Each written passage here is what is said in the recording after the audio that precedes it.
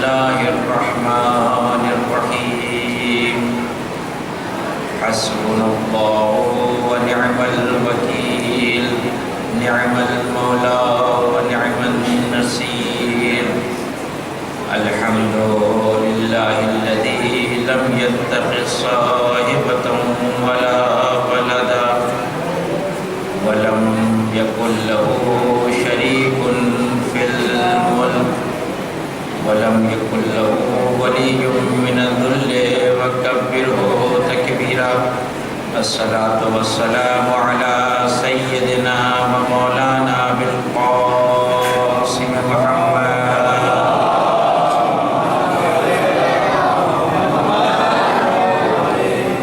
وعلى الطيبين الطاهرين المعصومين المظلومين ولعنة الله على أعدائهم أجمعين أما بعد فقد قال الله الحكيم في كتابه الكريم وهو أصدق الصادقين بسم الله الرحمن الرحيم هل أتى على الإنسان حين من الدهر لم يكن شيئا مذكورا إنا خلقنا الإنسان من نطفة أمشاج نبتليه فجعلناه سميعا بصيرا إنا هديناه السبيل إما شاكرا وإما كفورا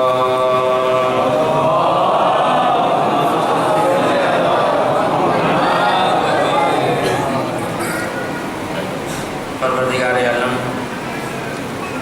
سورہ حل اتا کی ابتدائی 3 آیتوں میں انسان کی ابتدا اور اس کی حقیقت اور اس کے وجود کی کیفیت کو بیان کر رہا ہے کہ کیا انسان کے اوپر کوئی ایسا زمانہ نہیں گزرا کہ جب وہ قابل ذکر شے نہ تھا. ہم نے انسان کو تو ملے جلے نطفے سے پیدا کیا، نبتلی ہے اور اسے مورد امتحان میں قرار دیا. انا ہدیناہ السبیل انا جعلناہ سمیعا بصیرا، اور ہم نے اسی انسان کو سننے اور دیکھنے کی قوت عطا فرمائی.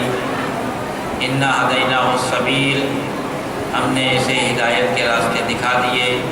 اما شاکر و اما کفورا، اب یہ انسان کے اوپر ہے کہ وہ ان راستوں پہ چل کے میرا شکر گزار بندہ بن جائے یا ان راستوں سے ہٹ جائے، گمراہی کے راستے پہ چلا جائے، شیطان کی بات ماننے لگے اور میرا ناشکر بندہ بنے. ان دونوں راستوں کا اختیار بھی انسان کے پاس ہے اور انتخاب کا حق بھی انسان کو ہے.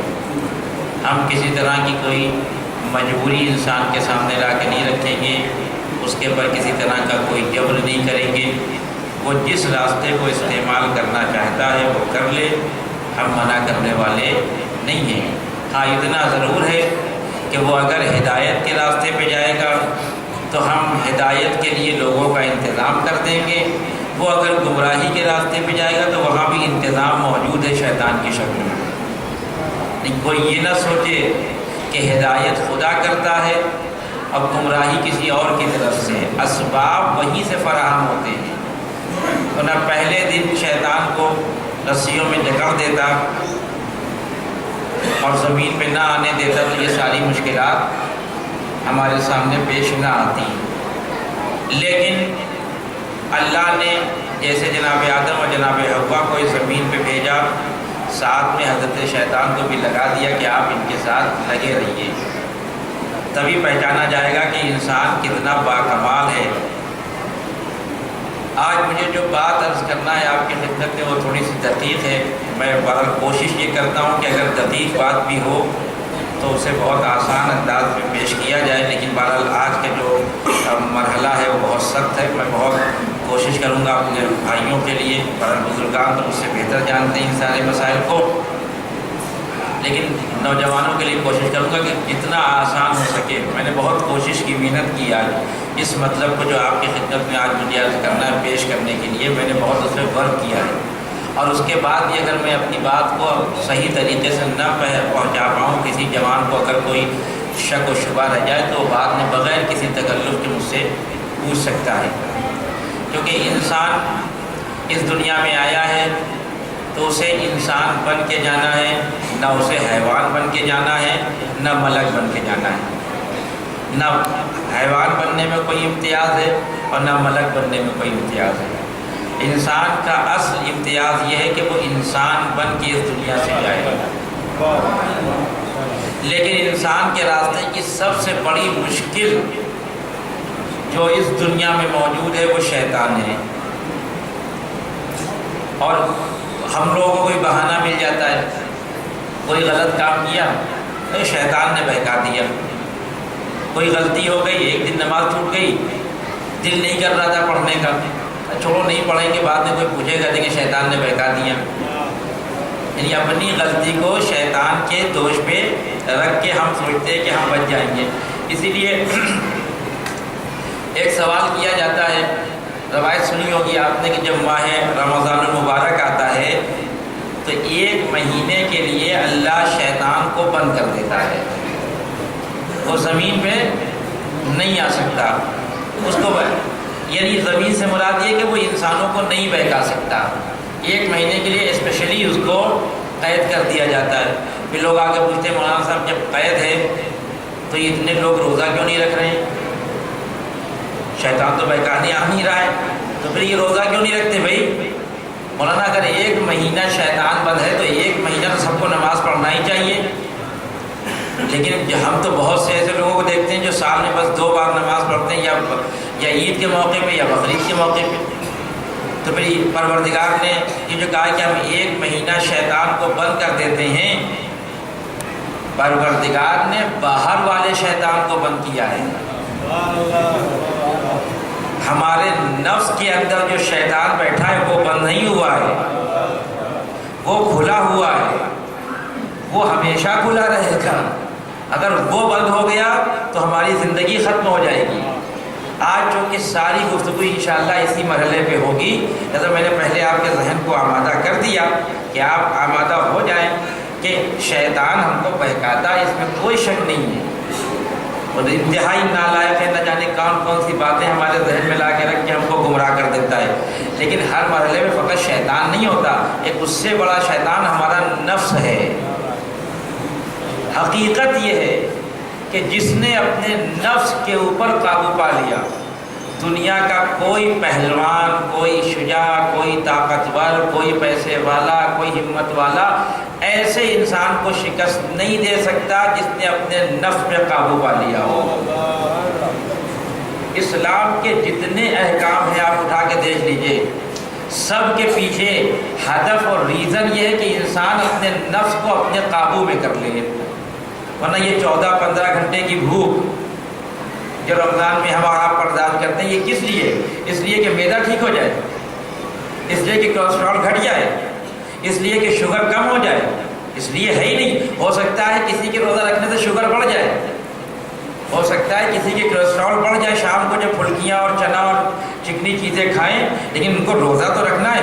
روزہ آپ کے جسم کی بیماریوں کو دور کرنے کے لیے نہیں ہے، آپ کے نفس کو قابو کرنے کے لیے۔ 14-15-16 گھنٹے تک آپ یہ کام نہیں کر سکتے، آپ یہ کام اور نہیں کرتا، واقعی انسان نہیں کرتا ہے، نامحرم کو نہیں دیکھتا، غیبت نہیں کرتا، جھوٹ نہیں بولتا۔ کیوں؟ اس لیے کہ اس نے 15-16 گھنٹے کے اندر اپنے نفس کو کنٹرول کر لیا، لیکن یہ سمجھتا یہ ہے کہ یہ 15 گھنٹے تک ہم اللہ کے بندے ہیں۔ اللہ کہتا کہ ہم تم کو 15 گھنٹے کے لیے بندہ نہیں بنانا چاہتے، ہم تم کو 24 گھنٹے کے لیے بنانا چاہتے ہیں۔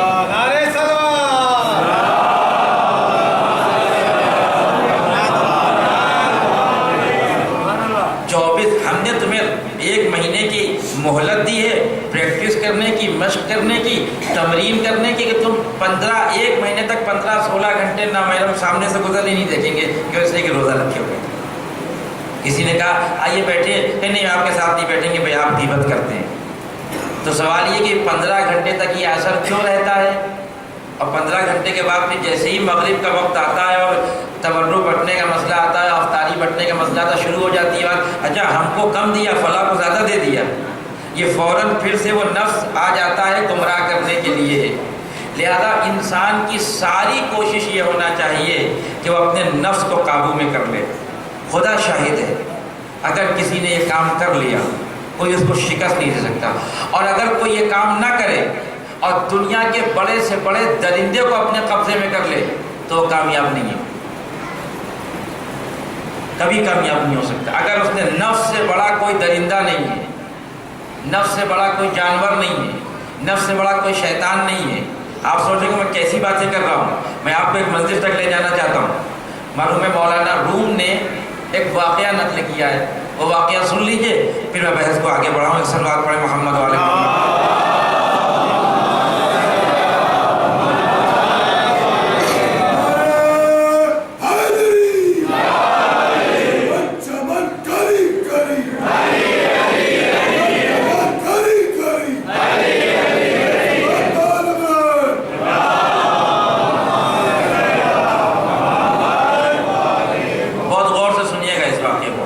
واقعہ شاید سچا نہ ہو، کیونکہ بہت سے واقعات ایسے لکھے مولانا روم نے جن کی کوئی حقیقت نہیں، لیکن اس سے جو سبق ملتا ہے وہ سچا ہے. پھر وہی کل والی بات، جیسے روز مجلس ہوتی ویسے مجھے روز بلانا پڑتا ہے. آپ حضرات تھوڑا سا آپ حضرات اور آگے آ جائیں، ایک سلوات پڑھیں اور آپ حضرات آگے آ جائیں.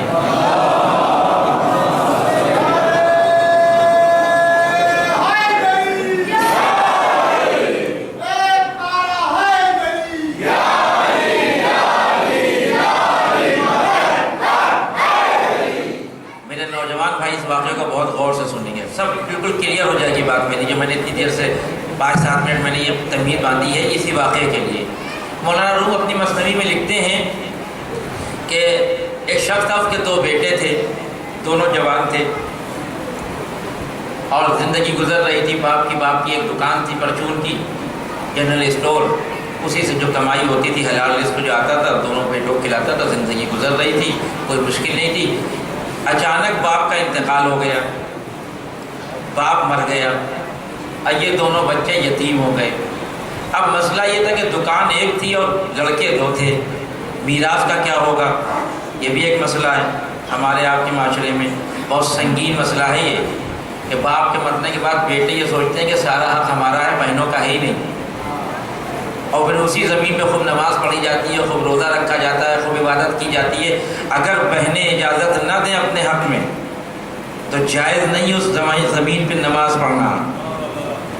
ابھی کہتے بھی ہیں بہنوں کا کیوں حق ہے، ان کو تو رخصت کر دیا. بہنوں کا حق آپ کی وجہ سے ثابت نہیں ہے، پروردگار کی وجہ سے ثابت ہے. لہٰذا اگر وہ بھائی جو باپ کے مرنے کے بعد سارا لے کے بیٹھ جاتے ہیں، کیا رہے وہ تو سسرال چلی گئی، بہتر تو یہ کہ پہلے بہنوں سے بات کر لیں. اگر وہ معاف کر دیں تب تو بہتر ہے، اور اگر معاف نہیں کیا آپ جا کے علماء سے پوچھ لیں، جس کی آپ تقلید کرتے ہیں، جس مرجع کی آپ اس سے پوچھ لیں کہ باپ کسی کا پتہ نہیں، کسی کا باپ دنیا سے چلا جائے، اس نے ایک گھر چھوڑا ہے، اس میں 5 کمرے ہیں، 2 بہنیں ہیں اور 3 بھائی ہیں، تو کیسے بٹے گا؟ ایسا نہیں ہے کہ وہ 5 کمرے 3 بھائیوں میں بیٹھیں گے. اس 5 کمرے میں 2 بہنوں کا بھی حق ہے، وہ نہ لیں، یہ ان کی شرافت ہے، لیکن دینا ہمارے اوپر واجب ہے. اور اگر بغیر دیے اس جگہ پہ نماز پڑھی تو غصبی جگہ ہے یہ. خیر وہ باپ مر گیا، یہ دونوں بیٹے آپس میں لڑائی نہیں ہوئی ان کی. بڑے بھائی نے کہا چھوٹے بھائی سے کیسا ہے کہ چلو تم تھوڑا سا نارمل زندگی گزارتے ہو، تم یہ دکان لے لو، ہم تم کو منع نہیں کرتے ہیں، تم دکان چلاؤ. آپ کیا کریں گے؟ کہ میں اللہ کا بڑا خالص بندہ ہوں، میں جا رہا ہوں جنگلوں میں عبادت کرنے کے لیے، تم دنیا میں لگے رہو، ہم جا رہے ہیں عبادت کرنے کے لیے. تو ٹھیک ہے میں دکان پہ بیٹھتا ہوں، آپ جائیے. یہ دکان پہ بیٹھنے لگا، وہ چلے گئے جنگل میں عبادت کرنے کے لیے. ریاضت کرتے رہے جنگل میں، خوب ریاضت کی، خوب عبادت کی، پروردگار کے مخلص بندے بن گئے. اور کرتے کرتے اس کمال پہ آ گئے کہ اس جنگل میں جو شیر تھا اس کو اپنے قبضے میں کر لیا. جتنے درندے تھے سب ان کے قبضے میں آ گئے. اور مولانا روم نے جو نقشہ کھینچا وہ بڑا عجیب و غریب ہے کہ یہ شیر کی سواری کرتے تھے، سانپ کو عصا بناتے تھے، اور لومڑی اور جتنے بھی خطرناک جانور ہو سکتے ہیں، ہاتھی ان کے اشارے پہ چلتا تھا، اونٹ ان کے کہنے پہ آ جاتا تھا، اور نہ جانے کتنے درندے جو ہوتے ہیں، جانور ہوتے ہیں جنگل میں، وہ سب ان کا کہنا مانتے تھے. یہ ایک مصنوعی واقعہ ہے، ایسا ہوتا نہیں ہے، مصنوعی واقعہ ہے. تو ایک بھائی جنگل میں چلا گیا، ریاضت کرتے کرتے اس کمال پہ پہنچ گیا کہ شیر کی سواری کر رہا ہے. عصا بنا لیا ہے سانپ کو، ڈنڈی جسے اسٹک کہتے ہیں آپ، اور جس جانور سے جو کہتا ہے وہ کرتا ہے جانور۔ اور ادھر یہ بیچارہ اسی دکان پہ بیٹھا ہوا، وہی جنرل اسٹور، پڑھی بھی نہیں، جیسے چھوڑ کے گیا تو ویسی تھی۔ اب اس نے سوچا کہ اب میں بہت منزل پہ پہنچ گیا ہوں، بہت بڑا انسان بن گیا ہوں، صاحب کمال بن گیا، چلو چلتے ہیں شہر، چل کے بھائی سے ملتے ہیں، ان کو بتاتے ہیں کہ ہم کون ہیں۔ اور ایک دن وہ ایسا ہوا کہ شیر کی سواری کر کے ہاتھ میں سانپ کو پکڑے ہوئے، خطرناک سانپ، کوبرا ٹائپ کا سانپ پکڑے ہوئے عصا کے طور پہ، اور 2-4 جانور خطرناک ان کے پیچھے پیچھے۔ اب ظاہر ہے کہ اگر یہ مصنوعی واقعہ نہ ہو تو شہر میں کیسے آ سکتا ہے کوئی ایسے۔ اب وہ سواری کرتے ہوئے بڑے شان سے شیر کے اوپر آئے، اپنے بھائی سے ملنے، بھائی کو دیکھا، سلام دعا ہوئی، بھائی دکان پہ بیٹھا تھا، ڈائریکٹ دکان پہ آئے۔ کہا کہ بھائی نے دیکھا ارے میرا بڑا بھائی آ گیا اتنے سالوں کے بعد، اور گلے ولی لگایا۔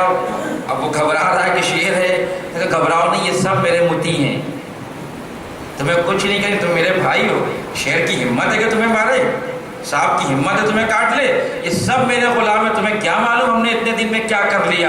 کیا بھائی کیا کیا؟ کہ میں نے خدا کی اتنی عبادت کی، اتنا مخلص بندہ ہو گیا کہ یہ سارے جانور میرے غلام ہیں۔ تم نے کیا کیا؟ ایک دکان چھوڑ کے گئے تھے، وہی ہے؟ کہاں ہم تو کچھ نہیں کر پائے، بھائی یہ ایک دکان ہے۔ کہا تم نے دیکھا ہم کتنے باکمال ہیں؟ کہا بھائی باکمال تو ہیں، ذرا کچھ دیر آپ یہ دکان پہ بیٹھیے، میں گھر سے ہو کے آ رہا ہوں، بتا کے تو آؤں میرا بھائی آ گیا ہے، بتا کے تو آؤں کہ میرا بھائی آ گیا۔ کہا جاؤ ٹھیک ہے، بتا کے آؤ اپنے بیوی بچوں کے کہ ان کا رشتہ دار آ گیا ہے۔ یہ چھوٹا بھائی بڑے بھائی کو دکان پہ بٹھا کے چلا گیا اپنے گھر، جہاں پہ یہ بیٹھتے تھے، یہ بھائی چھوٹا والا جہاں بیٹھتا تھا مسند پہ، اس کے اوپر بالکل اس نے ایک مٹی کا ظرف رکھا ہوا تھا، لٹکا ہوا تھا اوپر، اس میں پانی بھرا ہوا تھا۔ توجہ رکھیے گا واقعے کے اوپر، اس میں پانی بھرا ہوا تھا۔ یہ 20-25 سال سے وہیں پہ بیٹھ رہا تھا، اور اس کا سر اٹھتے وقت اس مٹی کے برتن سے ظرف سے ٹکراتا نہیں تھا۔ یہ اپنے اس بھائی کو وہاں بٹھا کے چلا گیا جو شیر کو قبضے میں کیا تھا، ہاتھی کو قبضے میں کیا تھا، درندوں کو قبضے میں کیا تھا۔ یہ بیٹھا ہوا تھا، کچھ دیر نہیں گزری تھی، ایک خوبصورت خاتون آ گئی دکان پہ سامان خریدنے کے لیے۔ توجہ رکھیے گا واقعے کے اوپر۔ جیسے ہی خوبصورت عورت کو دیکھا، اپنے نفس پہ قابو نہ پا سکا۔ وہ جو شیر کو اپنے قبضے میں کر چکا تھا، درندوں کو اپنے قبضے میں کر چکا تھا، جانوروں کو اپنے قبضے میں کر چکا تھا، اس کے جسم میں ایک کپکپی اٹھی، اور ایک دم سے وہ جو اپنے نفس کو بچا نہ سکا، روک نہ سکا، اس خوبصورت عورت کو دیکھ کے جو جھٹکے سے اٹھا تو اس کا سر ٹکرایا اس ظرف سے، مٹی کے، اور مٹی کے ظرف ہوتا ہی کیا ہے، جو سر ٹکرایا تو وہ ظرف ٹوٹا، اور سارا پانی اس کے وجود پہ آ گیا، سارا پانی اس کے وجود، اب میں نتیجہ دینا چاہتا ہوں، سارا پانی اس کے وجود پہ آ گیا۔ کچھ دیر کے بعد چھوٹا بھائی واپس آیا، اس نے بڑے بھائی کے جسم کو دیکھا، پورا جسم گیلا تھا، پانی سے تر تھا، مسکرایا، اور مسکرا کے کہتا بڑے بھائی آپ تو صاحب کمال تھے، آپ نے تو شیر کو اپنے قبضے میں کر لیا، ہاتھی کو اپنے قبضے میں کر لیا، سانپ کو اپنے قبضے میں کر لیا۔ میں 20 سال سے اسی مسند پہ بیٹھ رہا ہوں، لیکن آج تک میرا سر اس مٹکی سے نہیں ٹکرایا، اور کچھ دیر کے لیے میں نے آپ کو یہاں بٹھا دیا تو آپ اپنے نفس پہ قابو نہ پا کر اتنی تیزی سے اٹھے کہ وہ ظرف ٹوٹ گیا۔ اس کے معنی مولانا روم یہ بتانا چاہتے ہیں، درندوں کو قبضے میں کرنا آسان ہے، نفس کو کرنا مشکل ہے۔ ایک صلوات پڑھیں محمد و آل محمد پہ۔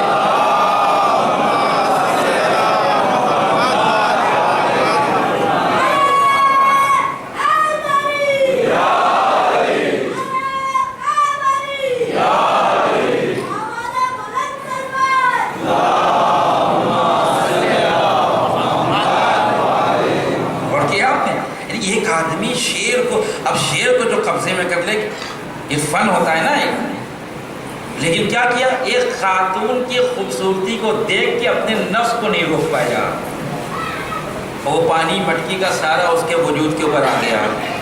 اتنا خطرناک ہے یہ نفس، جو جوہر بن کے انسان کے وجود کے اندر اترا ہے، یہ نفس، اگر یہ نفس نہ ہو تو انسان ختم ہے۔ 3 چیزیں ہیں انسان کے اندر، ایک ہے روح، ایک ہے نفس، اور ایک ہے بدن۔ تین چیزوں کا مجموعہ ہے انسان، روح، نفس اور جسم۔ روح اور جسم کا جب اتصال ہو جاتا ہے تو اس کو زندگی کہتے ہیں۔ کیا کہتے ہیں؟ روح نکل گئی ان کی جسم سے، جسم میں کبھی روح رہتی ہی نہیں ہے، کیوں؟ اس لیے کہ جسم ہے مادی، روح ہے مجرد، جسم ہے خاکی، روح ہے نور، نور خاک میں نہیں رہتا۔ لہذا یہ جو تعبیر استعمال کرتے ہیں کہ فلاں صاحب کے جسم سے روح نکل گئی، فلاں صاحب کے جسم میں روح تھی نہیں کبھی جو نکلے گی۔ روح اور جسم کا رابطہ ختم ہو گیا۔ جب تک یہ روح اور جسم کا رابطہ متصل ہوتا ہے اس کو زندگی کہتے ہیں، اور یہ روح اس جسم کی تدبیر کرتی ہے، مدبر ہے روح جسم کے لیے، اور اس تدبیر کی صورت میں جو کیفیت پیدا ہوتی ہے اس کو نفس کہتے ہیں۔ یہ تین چیزیں ہو گئیں، روح، جسم اور نفس۔ جیسے ہی روح جسم سے الگ ہوئی، وہ روح ہے لیکن اب نفس انسان ختم ہو گیا۔ میں نے کہا کہ آج بہت سخت تھوڑا سا مرحلہ ہے، لیکن میں چاہتا ہوں کہ آپ میرا ساتھ دیں تو آخری منزل پہ آپ کو لطف آئے گا جہاں تک میں آپ کو لے جانا چاہتا ہوں۔ ذرا ساری کوشش قرآن کی یہ ہے کہ انسان کا نفس پاک و پاکیزہ ہو جائے، انسان کی روح پاک و پاکیزہ ہو جائے۔ میں آپ سے یہ پوچھتا ہوں کہ یہ جو آپ دیکھتے ہیں، جو بولتے ہیں، چلتے ہیں، ہاتھ ہلاتے ہیں، یہ آپ کا ہاتھ، یہ جسم ہل رہا ہے؟ آپ سمجھتے ہیں نا کہ آنکھیں دیکھ رہی ہیں، آنکھیں نہیں دیکھتی ہیں۔ اگر آنکھیں دیکھ رہی ہوتی تو جب روح نکل جاتی آنکھیں کھلی ہوتی کیوں نہیں دیکھتی؟ اگر یہ زبان یہ گوشت کا لوتھڑا بولتا ہے تو جب روح الگ ہو جاتی ہے تو یہ زبان تو وہیں پہ، روح تو ساتھ میں لے کے نہیں گئی، کیوں نہیں بول رہے بھیا؟ لوگ اتنا رو رہے ہیں آپ کے پاس، چلا رہے ہیں، آپ کے بیوی بچے رو رہے ہیں، ایک دفعہ منع کر دی کہ نہ رو، میں بہت آرام میں ہوں۔ زبان تو ہے آپ کے پاس، کان بھی ہے، لیکن کیوں نہیں سنتے آپ بھائی؟ اس کے معنی ہے کہ نہ کان سنتا ہے، نہ زبان بولتی ہے، نہ آنکھیں دیکھتی ہیں، نہ ہاتھ چلتا ہے، نہ پیر چلتا ہے، بلکہ یہ روح ہے جو جسم کی تدبیر کرتی رہتی ہے۔ روح کہے گی تو آنکھیں دیکھیں گی، روح کہے گی تو زبان بولے گی، روح کہے گی تو ہاتھ چلے گا، روح کہے گی تو پیر دوڑے گا۔ ہوتا ہے نا، یہ شاید میں نے پچھلے سال یہ مثال دی ہے لیکن میں پھر دینا چاہتا ہوں مثال۔ کبھی کبھی ایسا ہوتا ہے نا کہ جب طبیعت ٹھیک نہیں ہوتی، اندر سے بخار یا کچھ ہو جائے، یا کوئی موڈ خراب ہو، ڈپریشن کے مریض ہو جائیں، کوئی گھاٹا ہو گیا، کچھ ہو گیا، آدمی بہترین سے بہترین کھانا لا کے رکھ دے آپ کے سامنے، آپ کیا کہتے ہیں؟ دل نہیں چاہ رہا۔ ارے بھائی دل سے کھائیں گے کہ زبان سے کھائیں گے؟ زبان سے نہیں کھانا ہے آپ کو نا، دل سے تو نہیں کھانا ہے۔ کہ جب تک روح کہے گی نہیں زبان چلے گی نہیں۔ موڈ خراب ہے، بہترین سے بہترین منظر لا کے سامنے رکھ دی کہ یہ موڈ دیکھنے کا دل نہیں کرتا ہے، اور جب جس ٹیم کا سپورٹ کرتے ہیں جب وہ ہارنے لگتی ہے تو کہتے ہیں مزہ نہیں آ رہا، اب نہیں دیکھیں۔ کیوں نہیں دیکھیں گے بھائی؟ آنکھیں تو کھلی ہیں، دیکھ لیجئے۔ کہ اس لیے کہ روح نہیں کہہ رہی ہے دیکھنے کے لیے۔ تو سارا مسئلہ روح ہے انسان کا ہے۔ روح کہے گی تو دیکھے گا انسان، روح بولے گی تو روح کہے گی تو انسان بولے گا۔ جتنے کام انسان کرتا ہے یہ روح کی پابندی میں کرتا ہے۔ لہذا جیسے یہ روح جسم سے کہتی ہے خدا حافظ، سارے کام بند ہو جاتے ہیں، اور جتنا یہ روح جسم کی تدبیر کرتی چلی جاتی ہے، نفس اتنا ہی قوی ہوتا چلا جاتا ہے۔ یہ ہے انسان کی زندگی کا کل خلاصہ، اور اسی کے ذریعے سے یعنی جسم اور روح کے ذریعے سے نفس بنانا ہے۔ وہ بھی نفس کون سا بنانا ہے یہ مجھے آپ کو بتانا ہے آج، کہ کون سا نفس بننا ہے اور کیسے بننا ہے۔ ایک اور صلوات پڑھیں محمد والے محمد۔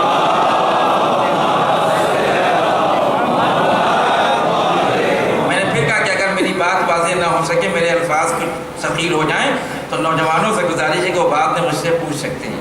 اب آپ علماء کی کتابوں کو اٹھا کے دیکھیں، نفس کی مختلف قسمیں کی گئی ہیں، یا آپ اس کو قسمیں کہہ لیجئے یا حالت کہہ لیجئے، فرق نہیں کرتا۔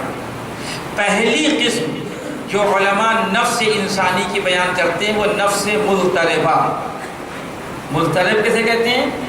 परेशान, शक व शुबे में पड़ा हुआ आदमी, तरदीद में पड़ा हुआ आदमी, समझ में ना आ रहा हो कि ये काम करें कि ये काम करें। और वाज़ेह मिसाल दे दूँ, नमाज पढ़ने के लिए ज़ोहर की खड़े हुए, समझ में नहीं आ रहा कि चौथी है कि पाँचवीं, समझ में नहीं आ रहा है दूसरी है कि तीसरी। ये जो समझ में नहीं आ रहा है इसको मुज़तरब कहते हैं। जिस वक्त नमाज में आपके समझ में ना आए कि आप चौथी या तीसरी, चौथी या पाँचवीं, चौथी या दूसरी पढ़ रहे हैं और तय न कर पाएँ, उस वक्त आपके ऊपर नफ्स मुज़तरबा की कैफियत तारी होती है। कुरान कहता है इस नफ्स मुज़तरबा के बारे में, कुरान कहता है कुछ लोगों के बारे में, ला इलाहा उलाए वला इलाहा उलाए मुज़ब्ज़बीन बैना ज़ालिम। ये कुछ मुनाफिकीन ऐसे ना इधर हैं ना इधर हैं, ये परेशानी में है किधर जाएं। जब परेशानी पैदा हो जाए कि क्या करें और क्या ना करें और फैसला ना कर सके, समझ लीजिए नफ्स मुज़तरबा के शिकार हो गए, फौरन किसी फैसले पे पहुंच जाइए, वरना ये नफ्स मुज़तरबा इंसान को मुश्किल में डाल देगा। क्योंकि इंसान की मार्फत की मंजिल शक से शुरू होती है। अगर शक पे रुक गई तो इंसान गुमराह, और शक से आगे बढ़ गए तो इंसान को हिदायत मिल जाएगी। ये पहली मंजिल है, तवज्जो रखिएगा, नफ्स मुज़तरबा की। दूसरा नफ्स जो इंसान पे तारी होता है वो नफ्स अम्मारा है, बहुत ही खतरनाक नफ्स। अम्मारा बना है अम्र से, अम्र के माने होते हैं हुक्म देना। ये अपने नफ्स को हुक्म देता है कहाँ? बुराई की तरफ। जब भी खुदा न करे हम में से कोई भी बुराई की तरफ जा रहा हो तो समझ ले कि इस वक्त वो नफ्स अम्मारा के पीछे दौड़ रहा है। और हमारी आपकी हैसियत क्या है? सूरह यूसुफ पढ़िए, जब वो मरहला पेश आया ज़ुलेखा वाला जो मैंने बयान किया था, वहाँ पे जनाब यूसुफ कहते हैं इन्नन नफ्स लअम्मारतुन बिस्सूइ इल्ला मा रहमा रब्बी। तन्हाई में ज़ुलेखा के साथ जमा हो गए, 7 दरवाज़ों पे ताले लगे हुए हैं। उसके बाद खतरा इतना बना हुआ है कि जनाब यूसुफ कह रहे हैं कि ये नफ्स अम्मारा मुझे बुराई की तरफ ले जाता अगर खुदा का करम और रहम ना होता। नबी खुदा साहिब इस्मत नबी कह रहा है कि अगर अल्लाह का रहम ना होता तो मैं तो गया था नफ्स अम्मारा के साथ। तो हम और आपकी, हमारी और आपकी गिनती क्या है? हमारी आपकी हैसियत क्या है? लेकिन सवाल ये है कि नफ्स अम्मारा से बचने का तरीका क्या है? कैसे बचेंगे? वही तरीका इस्तेमाल करिए जो जनाब यूसुफ ने इस्तेमाल किया, क्योंकि उन्होंने बताया था इन्नन नफ्स लअम्मारतुन बिस्सू, ये नफ्स था जो मुझे बुराई की तरफ लेके जा रहा था, इल्ला मा रहमा रब्बी, मगर ये कि परवरदिगार का रहम करम हमारे ऊपर हो गया तो मैं बच गया। ये भी अदब है परवरदिगार की बारगाह में कि जब तुमसे कोई अच्छाई सरजद हो तो उसकी निस्बत खुदा की तरफ दो। ये मैं पिछले साल बयान कर चुका, मैं तकरार नहीं करूँगा, लेकिन अब मैं नौजवानों को मशकूक नहीं छोड़ूंगा कि मैंने बयान तो कर दिया कि नफ्स अम्मारा क्या चीज़ है, वो बुराई की तरफ लेके जा रहा है। बचे कैसे अगर नफ्स अम्मारा की कैफियत आ गई, हमको नफ्स बुराई की तरफ खींच के ले जा रहा है। वही काम करिए जनाब यूसुफ ने किया। क्या किया जनाब यूसुफ ने? 7 दरवाजे थे, 7 में बड़े बड़े ताले लगे थे। अब जाहिर है कि बादशाह की बीवी अगर ताले लगवाएगी तो सोच समझ के लगाएगी कि खुलने ना पाए। उस कमरे में आखिरी दरवाज़ा उस कमरे में आके बंद होता था, उसके बाद और कमरे थे और दालान और जो आप कह लीजिए वो ऐसे बनते चले गए 7 दरवाजे। और उस कमरे में जनाब यूसुफ आए तो जाहिर है कि अब उसने चारों तरफ से शीशे लगवा दिए थे। ये एक अलग मसला है, फिर कभी इंशाअल्लाह उसको छोड़ रहा हूँ क्योंकि मेरा मौजू नहीं है ये। आप मुझे ये बताइए, खुदा न करे कल जो काजिम करबलाई का वाक़या सुनाया था मैंने, हमारी ज़िंदगी में ये मरहला आ जाए कि हम खुदा न करे किसी ऐसी नामहरम खातून के साथ जमा हो जाए जो इंतहाई खूबसूरत और जमील हो और गुनाह करने के सारे इम्कान हो और हम बचना चाह रहे हो, कमरे में बंद हो और कमरे में जो दरवाज़ा उस पर ताला लगा हो और मैं भागना चाहता हूँ। मैं कहाँ भागूंगा? कहाँ जाऊँगा? कोई बताएगा? वाक़ई खुदा के लिए भागना चाह रहे हैं, कहाँ जाएंगे आप? आप उस दरवाजे की तरफ जाएंगे भाग के? वहाँ तो पहले से ताला लगा हुआ है, वहाँ तो आप जाएंगे नहीं। मैं बता रहा हूँ कि अगर नफ्स अम्मारा तारी हो जाए हमारे ऊपर तो कैसे बचा जाता है। जाहिर है कि अगर अल्लाह ने नफ्स अम्मारा को पैदा किया तो उससे बचने का तरीका भी बयान किया होगा। ایسا تو ہو نہیں سکتا ہے. وہ جناب یوسف نے بتایا 7 دروازے 7 پہ تالے لگے. ہم اور آپ ہوتے اور بچنا چاہتے ہیں اس گناہ سے تو کوئی ونڈو ڈھونڈتے کہ دیکھیں کہیں دروازہ کوئی ونڈو بنی ہے کھلی ہو تو کھول کے کود جائے, دیکھا جائے گا ہاتھ پیر ٹوٹے گا لیکن گناہ تو نہیں ہوگا. ونڈو نہیں ملے گا تو روشن دان ڈھونڈیں گے, کوئی ایسا راستہ ڈھونڈیں گے جہاں سے بھاگ جائیں, لیکن اس دروازے کی طرف نہیں دیکھ پائیں گے. کیوں؟ اس لیے کہ وہاں تو پہلے سے تالا لگا ہوا ہے, وہاں تو بھاگ کے جائیں گے نہیں, پہلے سے طے کر کے بیٹھیں گے. یہاں تو بھاگ کے جانے کا کوئی فائدہ ہی نہیں ہے. جناب یوسف نے نفس امارہ سے بچنے کا طریقہ بتایا کہ میں گمراہی میں پڑ جاتا اگر خدا کی رحمت نہ ہوتی. کہاں بھاگے؟ اسی دروازے کی طرف جہاں تالا لگا تھا. کسی ونڈو کو تلاش نہیں کیا, کسی روشن دان کو تلاش نہیں کیا, کسی اور دروازے کو تلاش نہیں کیا. اسی دروازے کی طرف آئے جہاں تالا لگا تھا, اور معلوم تھا کہ 7 دروازوں پہ تالے لگے ہیں, لیکن جناب یوسف اسی دروازے کی طرف بھاگے جہاں تالا لگا تھا. پوچھئے جناب یوسف سے وہاں کیوں بھاگ کے گئے, وہاں تو تالا لگا ہے. کہ ہم سے کوئی مطلب نہیں ہے, ہم چونکہ خدا کے لیے بچنا چاہ رہے ہیں تو خدا کی ذمہ داری ہے کہ اگر کوئی بندہ نفس امارہ سے بچنا چاہتا ہے خدا کے لیے تو خدا کی ذمہ داری ہے بند دروازوں کو کھولے. اور ایک دروازہ کیا, ان کے لیے ایک دروازہ کھلا, دوسرا کھلا, تیسرا کھلا, 7 دروازے کھل کے جناب یوسف اس گناہ سے بچ کے باہر نکل کے بتا رہے ہیں کہ جب کبھی نفس امارہ کی کیفیت طاری ہو تو خدا کی رحمت پہ بھروسہ کر کے کسی ایک راستے کو چن لو, خدا اسی راستے کو تمہارے لیے کھول دے گا. ایک صلوات پڑھے محمد و آل محمد پہ.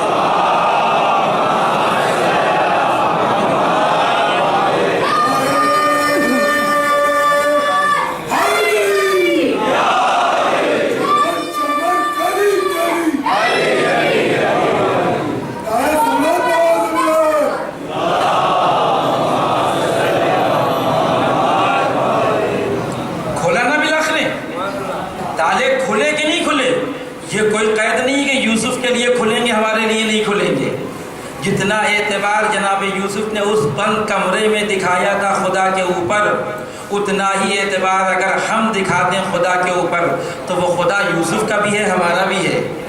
ایسا نہیں ہے کہ خدا یوسف کے لیے تالے کھول دے اور ہمارے لیے نہ کھولے.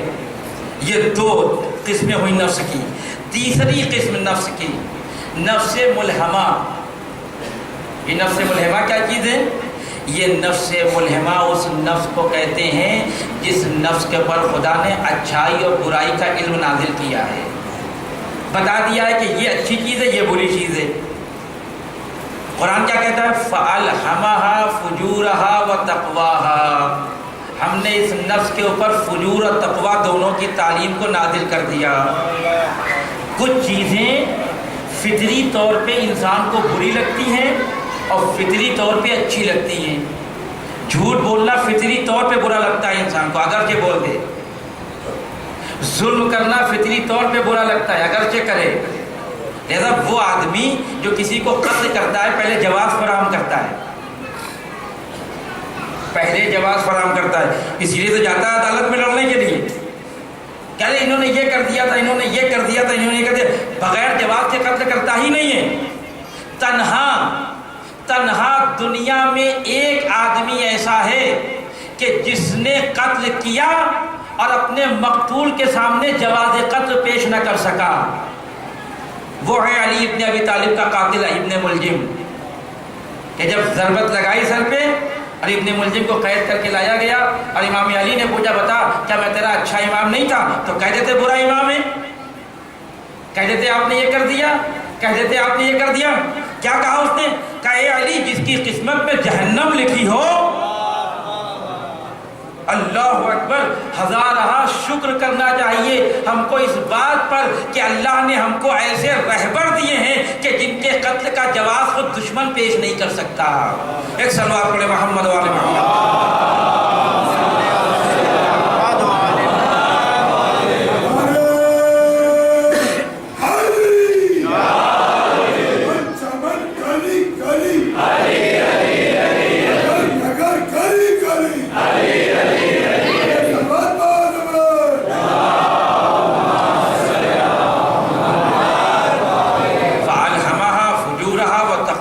یہ وہ فجور اور تقویٰ دونوں کا الہام کر دیا، تعلیم دے دی، بتا دیا تاکہ تم کسی طرح سے مشکل میں گرفتار نہ ہونے پاؤ۔ یہ 3۔ چوتھا نفس لوامہ۔ یہ لوامہ کیا ہے؟ نفس لوامہ اس نفس کو کہتے ہیں کہ جب انسان کوئی برا کام کرتا ہے، بہت سے ایسے انسان ہیں، اور اگر یہ کیفیت پیدا ہو جائے تو خدا کا شکر ادا کرنا چاہیے انسان کو۔ برائی کرنے کے بعد جو انسان کے اندر پشیمانی اور ندامت پیدا ہوتی ہے وہ اسی نفس کی وجہ سے ہوتی ہے۔ لوامہ یعنی ندامت، پشیمانی ہوتا ہے۔ کبھی کسی مومن سے کوئی غلط کام ہو گیا، بیٹھ کے سوچتا ہے مجھ سے یہ کام ہو گیا، آج ہم نے صبح کی نماز قضا کر دی۔ یہ جو پشیمانی ہے یہ بہت اہم چیز ہے، اس کو آپ کم نہ سمجھیں۔ لیکن اس کا مطلب یہ نہیں کہ مولانا نے کہا کہ اچھا صبح کی نماز نہ پڑھ کے پشیمان ہو، چلو روز صبح کی نماز نہ پڑھے پشیمان ہو۔ روز پشیمانی کا مسئلہ نہیں ہے، جب کبھی خدا نہ کرے کوئی گناہ ہو جائے اور جو کیفیت نفس کے اندر پیدا ہوتی ہے اس کیفیت کو کہتے ہیں نفس لوامہ۔ اگر وقت رہا کل تو میں عرض کروں گا، میں صرف اشارہ کروں، شیطان اس کیفیت کو کم کرنا چاہتا ہے، اگر نہیں ہٹاتا تو کم کرنا چاہتا ہے۔ اگر کل موقع رہا تو میں عرض کروں گا آپ کی خدمت میں کیسے کرنا چاہتا ہے وہ تو ہوتا ہے، ہر کسی کے ساتھ ہوا ہوگا، اور یہ مومن کی علامت ہے کہ اگر گناہ کرنے کے بعد وہ پشیمان ہو جائے، اسی کا نام توبہ ہے۔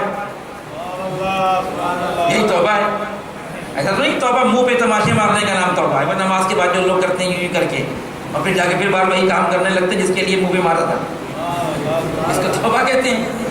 یہ بچوں کی توبہ ہے، جو چھوٹے چھوٹے سے بچے ہوتے ہیں کوئی غلط کام کرتے ہیں ماں باپ کہتے ہیں چلو توبہ کرو، وہ منہ پہ مارتے ہیں تماچے، اب نہیں کریں گے اب نہیں کریں گے۔ بچوں تک اچھا لگتا ہے، لیکن بڑوں کا مسئلہ یہ والا توبہ نہیں ہے۔ یہاں پہ نہیں مارنا ہے بڑوں کو، اپنے نفس کو مارنا ہے۔ نفس کو تماچے جتنے مارنا ہو ماریے تاکہ نفس دوبارہ یہ کام نہ کرنے پائے۔ یہاں مارنے کا کوئی فائدہ نہیں ہے کیونکہ اتنے دھیرے دھیرے سے مارتے ہیں کہ کوئی اثر بھی نہ ہو، زور سے مارے پھر بھی انسان متوجہ کچھ غلط کیا ہے اپنے، دھیرے دھیرے سے یوں کر دیتے ہیں، قصہ ختم۔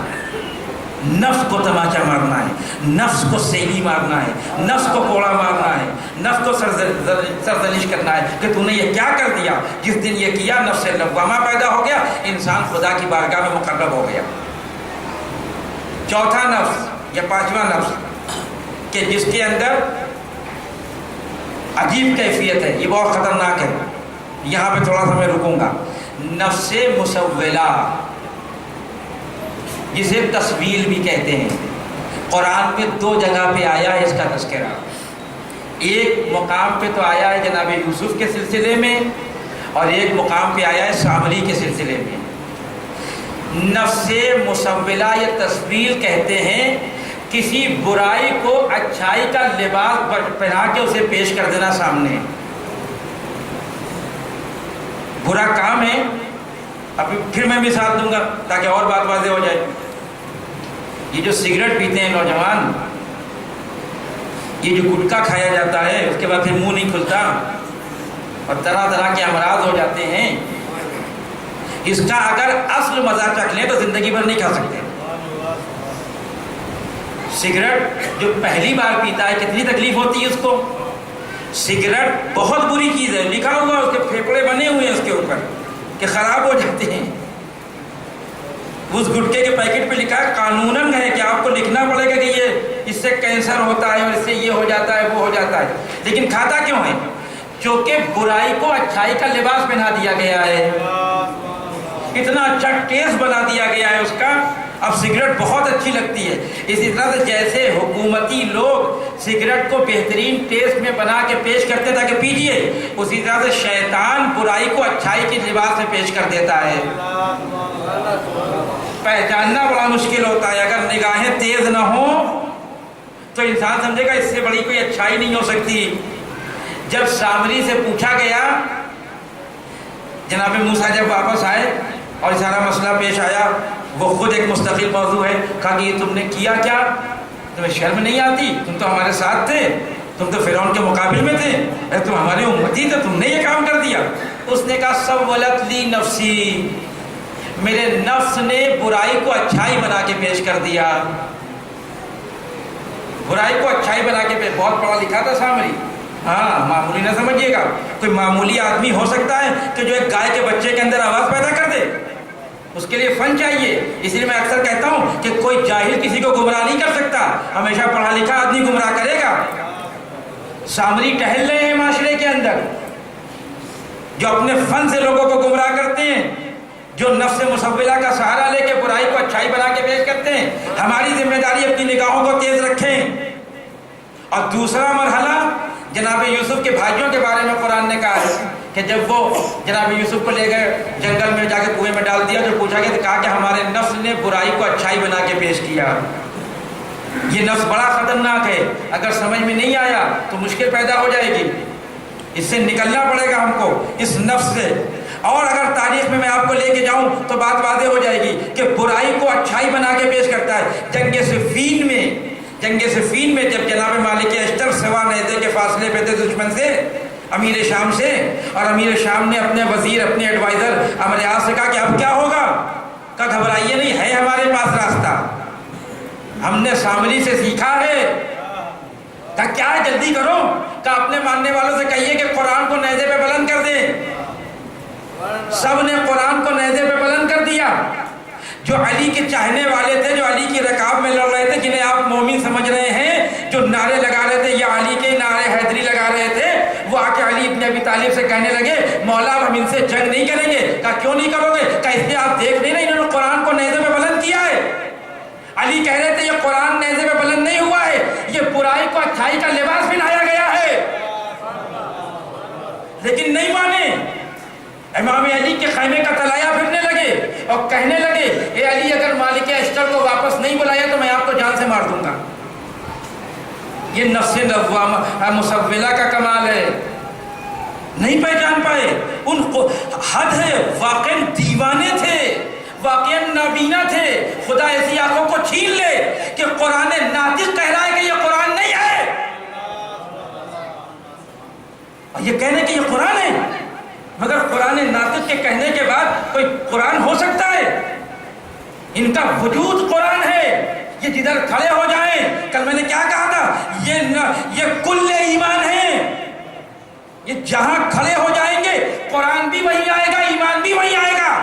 ایک صلوات پڑھے محمد والے محمد پہ.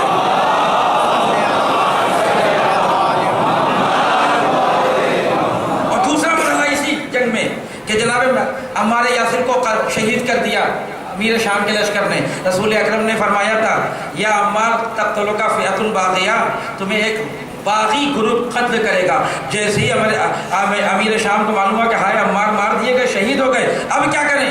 فوراً اس نے برائی کے اوپر اچھائی کا لباس پہنایا اور کہا کہ ہم نے عمار تو قتل نہیں کیا ہے، ہمارے اوپر کوئی الزام نہ لگائے. عمار کے قاتل علی ابن ابی طالب ہیں. لوگوں نے پوچھا وہ کیسے؟ کہا یہ نہ عمار کو جنگ میں لے کے آتے نہ ہم شہید کرتے. دیکھیں بہتوں کے سمجھ میں آ گیا برائی کے اوپر اچھائی کا لباس. علی ابن ابی طالب کیوں لے کے آئے؟ امام علی نے بھی وہ جواب دیا، دندان شکن جواب دیا. کہا اگر عمار کو لانے کی وجہ سے میں عمار کا قاتل ہوں تو حمزہ کے قاتل کا نام محمد عربی ہے. حمزہ کے قاتل کا نام محمد عربی ہے، کیونکہ میدان احد میں حمزہ کو محمد عربی لے کے آئے تھے. ہے کسی کی جرأت جو کہے کہ محمد عربی حمزہ کے قاتل ہے؟ پھر میں کہوں گا خدا کا شکر ہے کہ اللہ نے ہم کو ایسے رہبر دیے ہیں جو لفظ مسولہ کے اوپر سے گندے لباس کو ہٹا کے اس کی حقیقت کو دکھا دیتے ہیں. یہ پانچواں نفس آخری اور بات ختم، نفس مطمئنہ. یا ایتھا النفس المطمئنہ ارجعی الی ربک راضیۃ مرضیہ فادخلی فی عبادی وادخلی فی جنتی. اب اس کی تو مجھے تعریف کرنے کی ضرورت ہے ہی، اس کی تعریف آپ کو ضرورت ہی نہیں ہے. کربلا اس کی تعریف ہے. نفس مطمئنہ کو سمجھنا ہو تو کتابوں میں نہ جائیے آپ، علماء سے نہ پوچھیے آپ. کسی عربی کتاب میں جا کے نفس مطمئنہ کو تلاش کریں گے نہیں ملے گا. نفس مطمئنہ کو تلاش کرنا ہے تو کربلا میں آئیے. وہاں آپ کو ملے گا نفس مطمئنہ، کتابوں میں نہیں، اور باقی سارے نفوس کتابوں میں مل جائیں گے آپ، لیکن نفس مطمئنہ کربلا میں کھڑا ہو کے قربانیاں پیش کر رہا ہے. صبح سے قربانی پیش کر رہے ہیں اسے نہیں ابھی. اللہ اکبر. بس ایک نتیجہ اور بات ختم. یہ 6 نفس ہو گئے، اور بھی اقسام ہیں لیکن میں نے اس کو بیان نہیں کیا کہ اس کا ربط نہیں ہے. پھر ناطقہ بھی ہے اور دوسرے نفوس بھی ہیں، ربط نہیں ہے اس کی. ان 5-6 نفسوں میں سے نفس مطمئنہ کو بھی ہٹا لیجیے. نفس مسولہ اور لوامہ اور ملہمہ اور امارہ، یہ جتنے 5 نفس ہیں ان کا نتیجہ ایک ہے. اس نتیجے کا نام یہ ہے نفس امارہ سے بچو تاکہ خدا تم سے راضی ہو جائے. نفس لوامہ پیدا کرو تاکہ خدا تم سے راضی ہو جائے. نفس تصویر سے بچو تاکہ خدا تم سے راضی ہو جائے. اس نفس سے بچو تاکہ خدا تم سے راضی ہو جائے. یہ جو 5 نفس ہیں 6 میں سے 5 کا نتیجہ ایک ہے. وہ نتیجہ سن لیں گے آپ کو بڑا لطف آئے گا کہ یہ کام نہ کرو تاکہ خدا راضی، یہ کام کرو تاکہ خدا راضی، یہ کرو تاکہ خدا راضی، خدا راضی، خدا راضی، خدا راضی. ان 5 نفوس کا ایک نتیجہ ہے خدا راضی. لیکن نفس مطمئنہ کا نتیجہ یہ نہیں ہے کہ خدا راضی. پڑھیے پھر سے آئے، یا ایتھا النفس المطمئنہ ارجعی الی ربک راضیۃ مرضیہ.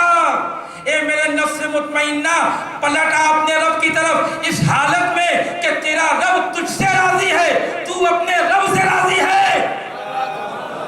ان 5 نفوس کا نتیجہ ایک طرفہ ہے کہ بندہ چاہتا ہے کہ خدا اس سے راضی ہو جائے. نفس مطمئنہ وہ ہے جہاں خدا یہ چاہتا ہے کہ بندہ راضی ہو جائے.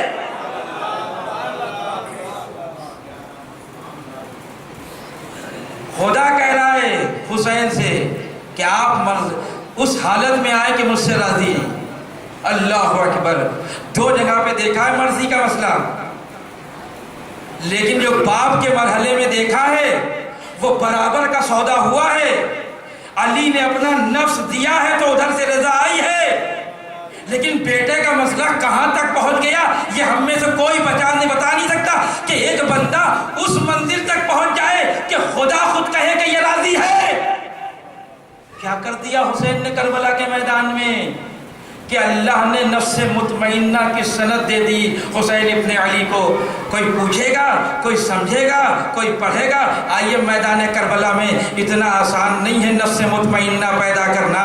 ہم نے پڑھ دیا، آپ نے سن لیا عزیزو، لوگوں نے لکھ دیا نفس مطمئنہ. نفس مطمئنہ نہیں عزیزو، نفس مطمئنہ کا نفس مطمئنہ کو اپنے وجود میں پیدا کرنے کے لیے قربانیاں دینا پڑتی ہیں. وہ بھی معمولی قربانی نہیں، غیر معمولی قربانی. ایک ایسی قربانی کہ اگر کوئی دوسرا انسان اس قربانی کو دینے کے لیے آئے تو دے نہ سکے. نفس مطمئنہ ایسے پیدا نہیں ہوتا ہے. بس عزیزہ میں نے زحمت تمام کی. اب چونکہ عاشور کے ایام قریب آ رہے ہیں اور پرسہ بھی اہل بیت کے خاندان والوں کو دینا ہے تو اب مصائب زیادہ ہو جائیں گے. اتنا آسان ہے کسی انسان کا اپنے 18 سال کے بیٹے کے جنازے پہ جانا اور لبوں پہ شکوہ نہ آئے. میں نے دیکھا ہے، میں نے خود دیکھا ہے ایسے لوگوں کو کہ خدا واقع ان کی مدد کرے کہ جن کا بچہ جوانی میں مر گیا. باپ 50 سال کا 55 سال کا، بہت قریب سے دیکھا میں نے، خاندان میں دیکھا ہے کہ جوان بیٹا 19-20 سال کا بیٹا ہے جوانی میں مر گیا. باپ پگھل گیا زندگی میں، خوشیاں منانا چھوڑ دی باپ نے. عید بقرعید نہیں ہوتی ان کے گھر میں جن کے جوان بیٹے مر جاتے ہیں.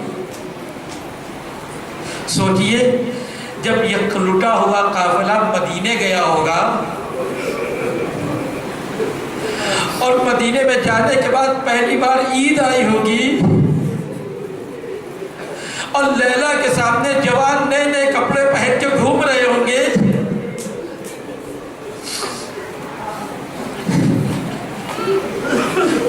تو ماں کے اوپر کیا گزری ہوگی؟ برداشت نہیں کر سکتا تھی، تو علی اکبر کے مسائل مجھے پڑھنا ہے، شاید میں پڑھ نہ سکوں۔ ایک واقعہ سناتا ہوں آپ کو، سچا واقعہ ہے اور وہیں سے بھی مسائل۔ کربلا میں شخص نے واقعہ بیان کیا کہ کربلا میں ایک شخص تھا، وہ روز امام حسین کی زیارت کرنے کے لیے جاتا تھا روزے پہ۔ اس کا بیان ہے کہ ایک دن میں زیارت کرنے کے لیے روزے زری کے پاس کھڑا ہوا تھا، بالکل زری سے متصل ہو کر ایک شخص آیا، اور سخت مرحلہ ہے عزیز ہوئی، ایک شخص آیا اور وہ بے تحاشا رو رہا تھا، زری سے لپٹ کے ڈھنڈورا رہا تھا، کچھ طلب کر رہا تھا۔ یہ حسین ابن علی کا چاہنے والا تھا، یہ سمجھ گیا کہ ظاہر امام حسین کا کوئی چاہنے والا ہے تبھی تو یہاں آیا ہے۔ اس کی نیت یہ تھی کہ چلو کان لگا کے سنیں، اگر اس کی کوئی ضرورت ہوگی تو میں پورا کر دوں گا امام حسین کے لیے، کہ امام حسین خوش ہو جائے۔ کہتا میں نے جب کان لگا کے سنا کہ دیکھیں کیا کہہ رہا ہے، تو پروردگار سے دعا کر رہا تھا حسین کا وسیلہ دے کر کہ پروردگار تجھے حسین ابن علی کا واسطہ مجھے ایک بیٹا عطا کر۔ سنیں گے آپ، بہت روئیں گے۔ اور اس کے بعد عجیب جملہ کہتا ہے کہ اے پروردگار جب وہ بیٹا جوان ہو جائے تو عین جوانی میں اسے اٹھا لے، اسے موت آ جائے، تاکہ میں یہ سمجھ سکوں کہ کربلا میں حسین پہ کیا گزر گئی۔ اللہ،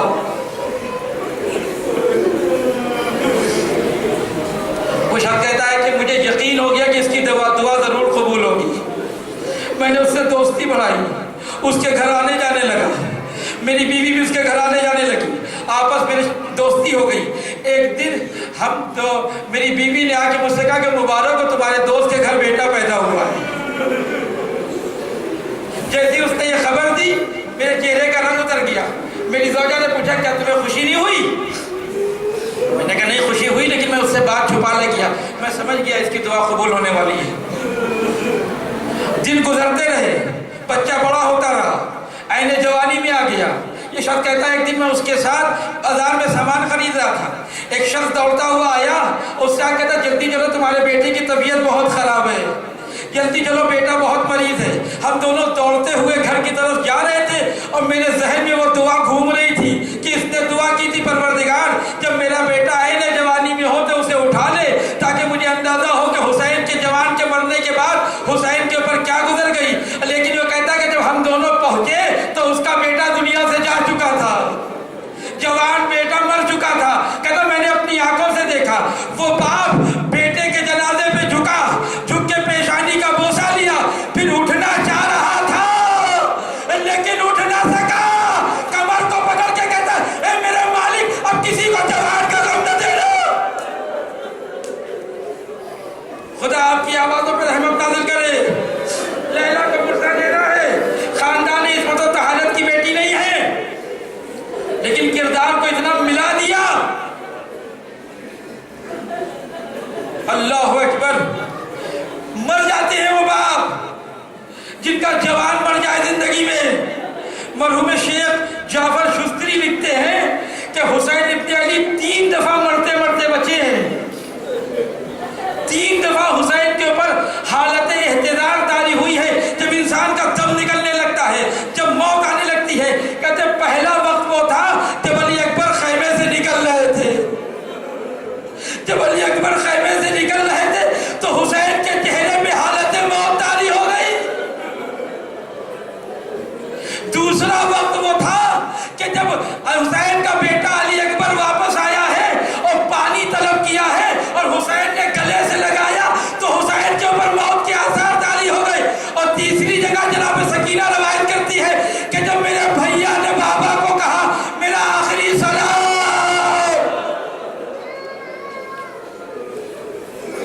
اور حسین مقتل میں آئے تو حسین کے اوپر موت کے آثار طاری ہو گئے۔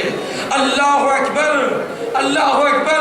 یہ بچہ، یہ جوان جس کے بارے میں یہ کہا جاتا تھا کہ جب علی اکبر جناب عباس کے ساتھ مدینے کی گلیوں میں نکلتے تھے تو خوبصورتی کا عالم یہ تھا کہ لوگ اپنے کام کو چھوڑ کے ان کو دیکھتے تھے۔ جب شام میں یہ کارواں پہنچا ہے، جس नोके सिना पे अली अकबर का सर था। कुछ बीवियों ने उस सर को गौर से देखा, ये सब दुश्मन है, ये सब अहले बैत के दुश्मन है। तो बीवियों ने कहा, एक उसमें से एक बीवी ने कहा कि आओ हम एक दुआ करते हैं, तुम लोग आमीन कहना। जानते हो उसने दुआ क्या की? अली अकबर के सर को देख के कहा, दुआ ये की, परवरदिगार जब ये नौजवान मरा हो तो इसकी माँ जिंदा न रही हो। आज शाम की औरतें बर्दाश्त न करें अली अकबर की शहादत को, लैला ने कैसे बर्दाश्त किया? जवान का गम है, आसान बात नहीं है अजीजों। हमीद इब्न मुस्लिम कहता है, बस मक्तल में वालिद और हमीद इब्न मुस्लिम कहता है कि बहुत देर गुजर गई, हुसैन के लश्कर से कोई नहीं आया। मैं ये समझा कि अब असहाब खत्म हो गए, अइज़्ज़ा खत्म हो गए, घर वाले खत्म हो गए। मैं गौर से हुसैन के खैमे की तरफ निगाह जमाए हुए था। मैंने एक मंजर देखा, मैं महसूस कर रहा था कि बार बार खैमे का पर्दा उठता था, गिर जाता था, उठता था और गिर जाता था। बहुत मुश्किल हुई है अली अकबर को रुखसत करने में। दो मौलिद है, दो मौलिद पे अली अकबर को रुखसत किया गया है। पहला मौलिद वो है कि जब जनाब ज़ैनब के पास आके बैठ गए। देखिए जिस दिन पैदा हुए थे, होता है ना भाइयों के घर में जब औलाद होती है और भाई जब बहुत खुश होते हैं और बहनों को जाके खुशखबरी सुनाते हैं कि बहन मेरे घर में बेटा पैदा हुआ, तो बहनें नेक लेती है ना भाइयों से, भैया खुशी आई है, कुछ दोगे नहीं हमें? तो हुसैन जैसा भाई और ज़ैनब जैसी बहन और हुसैन के घर में कोई खुशी आई हो तो ज़ैनब को कोई कुछ ना मिले, ये तो हो नहीं सकता। जब बहन ने कहा भैया कुछ दोगे नहीं, कहा बहन मैं तो क्या मांगती हो, कहा भैया दे दोगे, कहा हाँ बहन दे दूंगा, कहा बस अकबर को दे दो। हुसैन ने उठा के दे दिया। लैला ने कोई शिकवा नहीं किया, ए मेरे वाली वारिस मेरा बच्चा है, आपने ज़ैनब को दे दिया। ज़ैनब ने परवान चढ़ाया, इसीलिए अली अकबर लैला के पास नहीं गए, अपनी बबी के पास गए। बड़ा सख्त मरहला था, खुद भी जानते थे। अली अकबर जानते थे इतनी आसानी से इजाजत नहीं मिलेगी, आके दो जानू होके बैठ गए। यही तरीका था, बाप से कुछ कहते नहीं थे, माँ से कभी कुछ मांगा नहीं। जब किसी चीज की जरूरत हुई फूफी के पास आके बैठ गए, सर को झुका के। फूफी समझ जाती थी भतीजे को किसी चीज की जरूरत है, हाँ बेटा बताओ क्या जरूरत है? फूफी अम्मा ये चाहिए, लो मेरे लाल ये ले लो। ये तो हो सकता है कि औनो मोहम्मद की ख्वाहिश पूरी ना की हो, लेकिन ये नहीं हो सकता कि अली अकबर को वापस कर दिया हो। आज भतीजा फूफी की बारगाह में आके सर झुका के बैठ गया।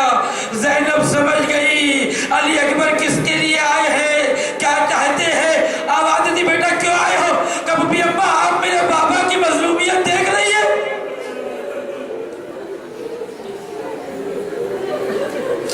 कभी अम्मा मैं बाबा पे जान कुर्बान करना चाहता हूँ। ज़ैनब के लिए बहुत सख्त मरहला था, लेकिन अली अकबर भी तैयार होके आए थे। जनाब ज़ैनब ने कहा मेरे लाल क्या इसी दिन के लिए पाला था? 18 साल तुम्हें इसी दिन के लिए पाला था? अली अकबर कहते ठीक है पपी अम्मा नहीं जाता बाबा में कुर्बान होने के लिए। लेकिन जब क़यामत में दादी फातिमा का सामना हुआ और दादी फातिमा ने आपसे सवाल कर लिया, ए ज़ैनब तुम्हें अली अकबर ज्यादा प्यारा था या मेरा हुसैन? बस ये जो सुना का खुदा हाफिज़, ए मेरे लाल जाओ। अब जो अली अकबर निकलने लगे तो बीवियों ने चारों तरफ से घेर लिया, ए हम सब ये पैगंबर कहाँ जा रहे हो? अरे अली अकबर कभी आगे बढ़ते थे, कभी पीछे आते थे। इसी असना में हुसैन ने अली अकबर को सवाल किया। अली अकबर नहीं चाहते, बहुत देर तक बाप के सामने खड़े रहे। बाप का दिल है बिलाखिर पिघल सकता है। एक दफा अली अकबर ने अपने घोड़े को एड़ लगाई, हुसैन पीछे दौड़े, कभी गिरते हैं, कभी उठते हैं, कभी गिरते हैं, कभी उठते हैं। अरे मैदान मिना का मंजर है जहां हाजी इस तरह से चलता है, कुर्बानी आगे आगे, कुर्बान करने वाला पीछे। अली अकबर को एहसास हो गया कि पीछे कोई आ रहा है, रुके, देखा बूढ़ा बाप कमर को पकड़े हुए चला आ रहा है। मैंने कहा ना कि बुढ़ापे में ज़ईफ़ी में जवान का गम बड़ा मुश्किल काम है, लेकिन नफ्स اللہ کا کمال ہے یہ. اترے گھوڑے سے، باپ کے قریب آئے. بابا ابھی تو آپ نے مجھے رخصت کیا تھا. کہا میرے لال رخصت تو کر دیا تھا لیکن دل نہیں مانا. عجیب جملہ کہا حسین نے. سنتے آئے اے میرا لال کاش تم صاحب اولاد ہوتے.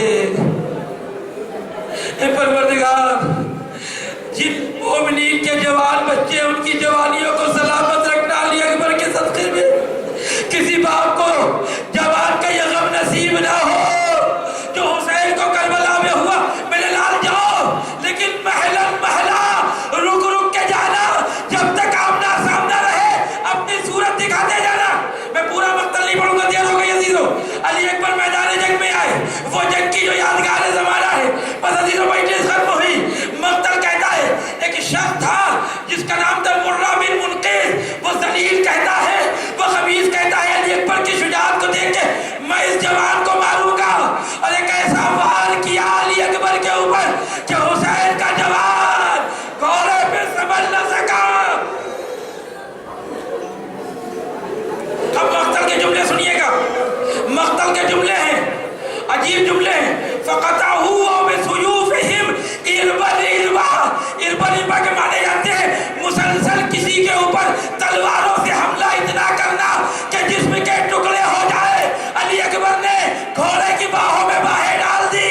ارے گھوڑا دشمن کی طرف چلا، ہر طرف سے وار ہونے لگے.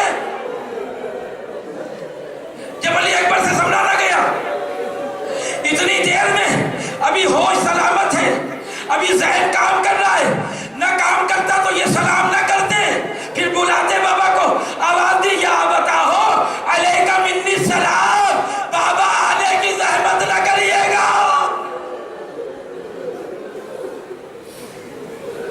کیوں نہ کریے گا؟ اس لیے کہ علی اکبر کو معلوم ہے چچا کے مرنے سے کمر تو ٹوٹ گئی، کوئی ہے تو نہیں ساتھ میں، جوان کا مسئلہ ہے، کیسے لاشے کو اٹھائیں گے. لہذا کا بابا آنے کی زحمت نہ کریے گا. لیکن حسین باپ بھی تو ہے.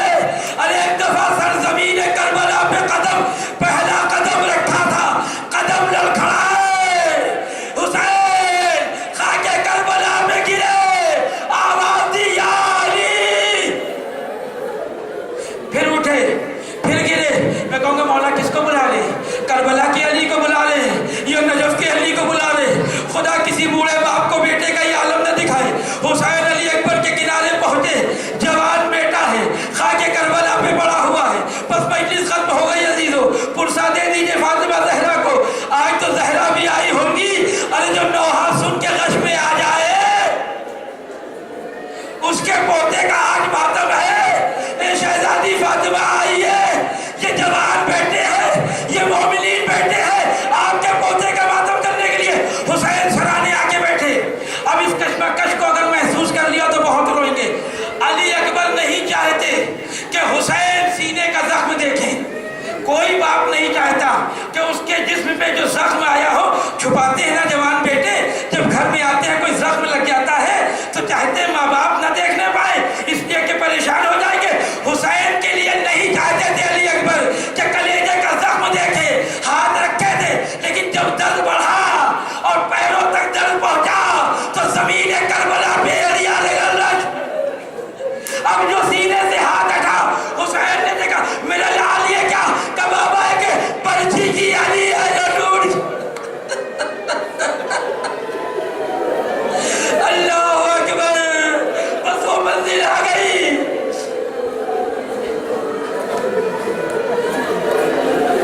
وہ منزل آ گئی عزیزو. علی اکبر کے سینے سے ہاتھ ہٹا. حسین نے جھک کے زخم جگر کو دیکھا. اے نفس مطمئنہ، اللہ اکبر کیا منزل ہے. آستینوں کو پلٹا، جھک کے زخم جگر کو دیکھا. برچی کے پھل پہ اپنے ہاتھ کی پکڑ کو مضبوط کیا. چاہتے ہیں علی اکبر کے سینے سے برچی کا پھل نکالے.